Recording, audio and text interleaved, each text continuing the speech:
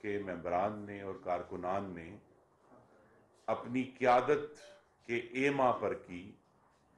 اس قسم کی ٹارگٹنگ اس سے پہلے صرف ہم نے دیکھا ہے پچھلے چند سالوں میں یا تو دہشت گردوں نے کی ہے یا پھر مذہبی انتہا پسند جماعتوں نے کی ہے.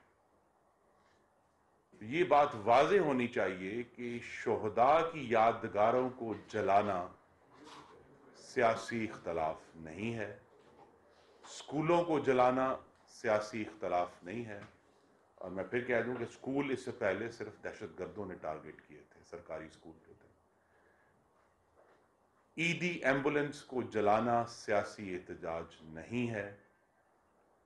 لاہور میں جنا ہاؤس جو کہ کور کمانڈر کی رہائش گاہ ہے یا جی ایچ کیو پر حملہ سیاسی احتجاج نہیں ہے. میاں والی میں ایم اے عالم مرحوم جنہوں نے چند منٹوں میں 9 ہندوستان کے جہاز گرائے تھے، ان کے نام پر بنائے گئے بیس اور اس کے باہر اس جہازوں کے ماڈل کو جلانا سیاسی احتجاج نہیں ہے. ریڈیو پاکستان پشاور کو جلانا سیاسی احتجاج نہیں ہے. اور یہ میں یاد کرانا چاہتا ہوں کہ ریڈیو پاکستان کو جلانے والے وہی ہیں جنہوں نے 9 سال پہلے ڈنڈے لے کر پاکستان ٹیلی ویژن پر قبضہ کیا تھا. تو ریڈیو پاکستان پشاور کی تاریخی عمارت کو، اس کا ریکارڈ جلانا سیاسی احتجاج نہیں ہے. سوات موٹر وے کا ٹول پلازا جلانا سیاسی احتجاج نہیں ہے. 6 روڈ کا میٹرو اسٹیشن جلانا سیاسی احتجاج نہیں ہے. پشاور میں 60 جانور جلا دینا یہ سیاسی احتجاج نہیں ہے. اور اب تو جو ہمارے پولیس کے اہلکار ہیں ان کی گنتی مشکل ہو گئی ہے کہ کتنوں کو انہوں نے زخمی کیا ہے.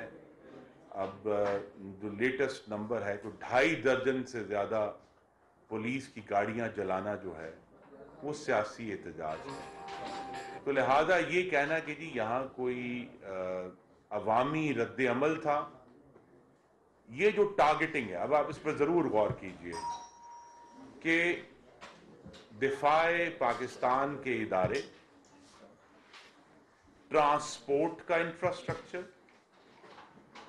مواصلات کا انفراسٹرکچر، ایمبولنس، اسکول، یہ حادثاتی ٹارگٹنگ نہیں ہے کہ جی عوام غصے میں جا رہے تھے تو وہ اچانک سیالکوٹ وہ جو سوات موٹر وے کے ٹول پلازا پہ چلے گئے اور اچانک ہمارے سامنے ریڈیو پاکستان ہے، ہم اس کو جلا دیں. تو لہذا یہ جو سوچی سمجھی تقسیم کے تحت پاکستان میں آگ لگائی گئی ہے، اس کی براہ راست ذمہ داری عمران خان پر ہے اور ان کا جو فاشسٹ رویہ ہے اس کے اوپر ہے. اور انہوں نے غالباً ملک میں ایک ایسا فاشسٹ جتھا پیدا کر دیا ہے جو یہ ٹارگٹنگ کرنے کے لیے تیار ہے.